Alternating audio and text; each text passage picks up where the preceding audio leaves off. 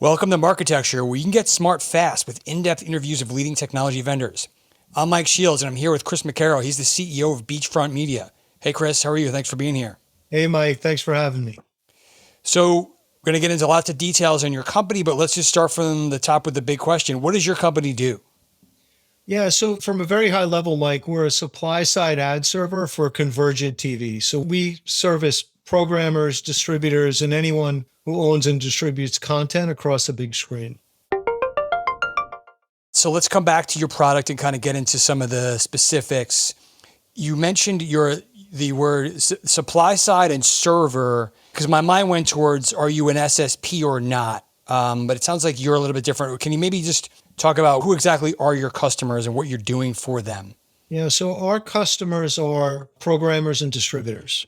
Right? Okay. So we work with anyone who's delivering content across a stream, across a big screen. We work with the OEMs as well. And we work with distributors like cable companies. Okay. And so are you making sure their ads run at the right times in the right places, or are you helping them bring in demand and sell to buyers? A little bit of both? What's your primary? Doing a little bit of both. So what we do is we help them enable more fluidity in terms of the ability to buy and sell not just streaming, but also their traditional television inventory. Okay. Right?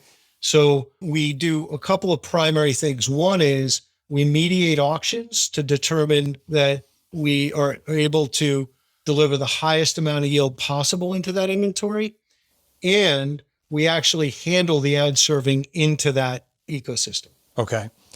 Let me just back up for a minute, because it's interesting that we're talking to lots of companies in this CTV universe or the cross-platform world. You're 15 years old, so that predates a lot of the things we're talking about.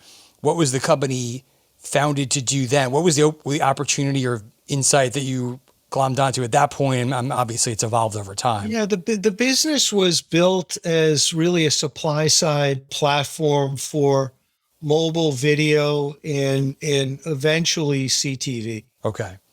So mobile video at that point was probably taking off, but still in its relative infancy as well. Were you competing with the existing mobile SSPs at the time, or helping publishers deliver ads? What were you doing there? Yeah, it was largely monetization, Mike. So The company was primarily an SSP. It had dabbled early on in doing some app development for streaming companies. Okay. And there were some decisions we had made about 4 years ago that we kind of deprecated some legacy technology to focus on where we thought there was a greater need. Okay. When you started to shift into the television world more, did you have to, was the technology you had built applicable? Did you have to kind of start from scratch and build new stuff? Some was and some wasn't. Like when we looked at television in general 4 years ago, 5 years ago, and said, where are the problems that we think are going to persist as streaming evolves? And, I would say one of the things that we did not fundamentally, believe at the time was that traditional TV was going away, right? So we certainly had a monetization platform, an SSP, that could help streaming companies monetize their supply, but we saw kind of bigger problems on the horizon for streaming companies. And we saw an even larger problem for anyone who's traditionally participated in the traditional TV space. On the streaming side, we didn't think there was tech established that was going to be able to handle the complexities of television. So, it was figuring out yield isn't an easy thing to do, but to mediate yield isn't as complex as some of the things that are, some of the challenges that create poor user experience. How do you ensure that ads are competitively running side by side? How do you ensure that deduplication isn't happening within an ad break, right? How do you really manage that? All the rights issues that go along with distributing content via television.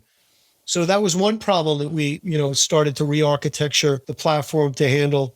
The other problem was that if you're a distributor of content or a programmer and you want your content to live in a traditional TV environment and a streaming environment, nobody's built the piping to allow that to be bought and sold in an interoperable fashion. Okay. I want to ask you about that more, but maybe we could just break down. It sounds like you have several types. I want to go through a couple of customer use cases or what might be typical, but it probably will vary by type of company. Can you maybe walk us through a typical customer and use case for someone who's using you for yield management and streaming, and then maybe we can do a similar exercise for somebody who's more of a multi-platform provider? Yeah, I mean, they're all one and the same to us. So let me use an example. TV1 is a broadcast, a cable network. Okay. Traditionally distributed across set-top boxes in a traditional, linear fashion. They were having challenges monetizing their set-top box video on demand. Okay. And they wanted a unified platform that could also help monetize their streaming supply as they started to distribute out into platforms like Pluto and Zumo and others. Right? Okay. Let me just break that down for you. Break down a little bit. So they're distributed through various cable providers.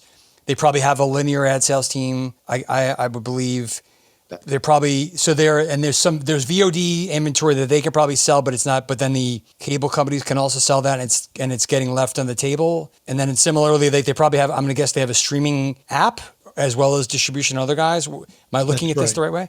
That's right. Okay. And in their specific use case, they don't have a robust direct sales team. Okay. Right? So what they're looking for is a platform that not only can handle the ad serving across these disparate, environments, because the tech is very different, as from a streaming perspective versus a traditional TV perspective. And what they were looking for was one unified platform that could handle streaming and programmatic monetization across all of their distribution endpoints. And on the subject of VOD specifically, my understanding is that is often controlled by the set-top box owner or the cable company that's distributing it. So can you actually get involved in those transactions in that inventory? We can. For programmers inventory, we have integrations across Comcast, Charter, Cox, Frontier, and a host of others, mid-integration. So yeah, we currently have coverage over 40 million households. Okay. And do a fairly good job of providing breadth of coverage for folks that want to programmatically enable their set-top box VOD inventory. Thanks for listening. To hear the complete interview, subscribe at marketecture.tv.